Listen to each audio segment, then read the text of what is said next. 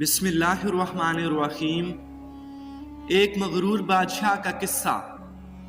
एक बादशाह ने अपनी रियासत की सैर का इरादा किया।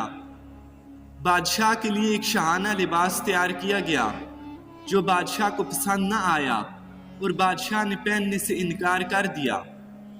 दूसरा शाही लिबास तैयार किया गया, वो भी बादशाह को पसंद न आया। तीसरा शाही जोड़ा तैयार किया गया मगर बादशाह को वो भी पसंद न आया। इस तरह करते करते कई जोड़े बादशाह ने वापस कर दिए और पहनने से इनकार कर दिया।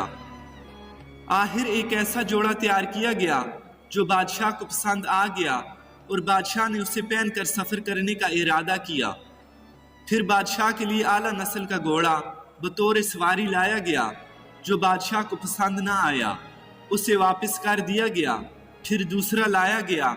इस तरह तीसरा, चौथा, अलगर्ज कई खूबसूरत और आला नस्ल के घोड़े बादशाह के लिए लाए गए लेकिन बादशाह को पसंद न आए।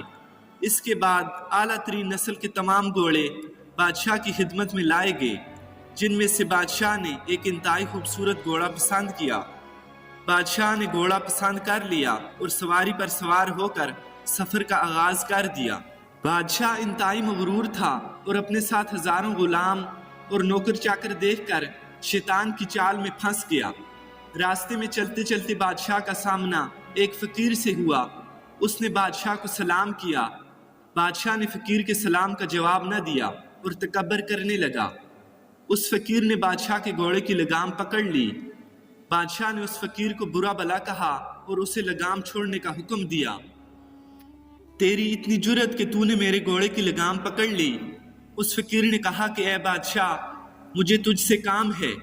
बादशाह ने कहा कि सब्र कर, जब मैं सवारी से नीचे उतरूंगा तो तेरी बात सुनूंगा। उस फकीर ने कहा नहीं, मुझे अभी काम है। ये कहकर उस फकीर ने लगाम मजबूती से पकड़ ली। बादशाह ने जब देखा कि फकीर रास्ता नहीं छोड़ रहा तो बादशाह ने कहा कि बता तेरा क्या काम है। फकीर ने कहा कि काम राज का है, मुझे तेरे कान में कहना है। बादशाह ने कान उसके करीब किया और फकीर ने कहा मैं मलाकुल मौत हूँ, तेरी जान लेनी है। ये सुनकर बादशाह का चेहरा मुरझा गया और जुबान लड़खड़ाने लगी।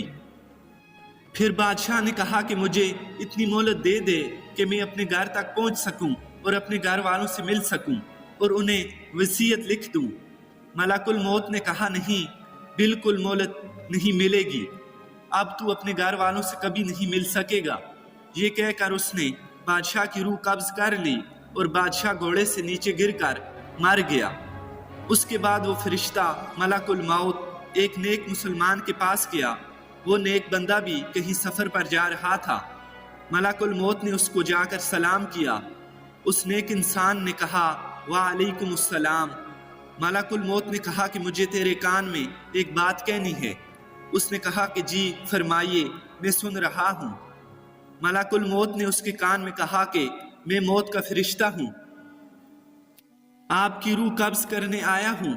उस आदमी ने कहा कि बहुत अच्छे, तुम्हारा आना मुबारक है, इसलिए कि अल्लाह से जुदाई मुझे हलकान करती है। फरिश्ते ने उस नेक इंसान से कहा कि आप जिस काम के लिए घर से निकले हो उसे जल्दी जल्दी पूरा कर लो। उस नेक आदमी ने कहा कि मुझे अल्लाह ताला से मिलने से ज़्यादा कोई काम महबूब नहीं। फरिश्ते ने कहा कि तुम जिस हालत पर मरना अपने लिए पसंद करते हो मैं उसी हालत में तुम्हारी रूह कब्ज करूँगा। उस आदमी ने कहा कि क्या तेरे पास इस बात का इख्तियार है? फरिश्ते ने कहा ए शख्स, मुझे यही हुक्म दिया गया है कि तुम्हारी खुशी का ख्याल रख सकूँ। उस आदमी ने कहा कि अच्छा, मुझे वुज़ू करके नमाज पढ़ने दो और जब मैं सजदे में जाऊँ तो मेरी रूह कब्ज कर लेना।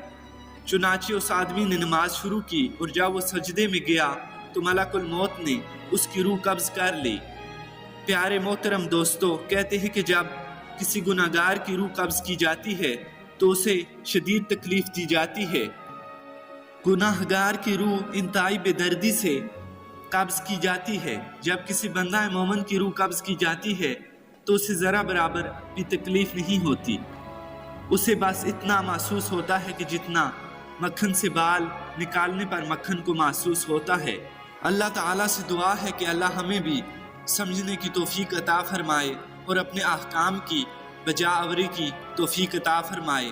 ہمیں بھی بندہ مومن کی طرح زندگی گزارنے کی توفیق عطا فرمائے اور ہمیں غرور و تکبر سے بچائے۔ اللہ ہم سب کو اچھی موت عطا فرمائے اور ایمان پر موت عطا فرمائے۔ امید کرتے ہیں کہ ویڈیو آپ دوستوں کو بے حد پسند آئی ہوگی۔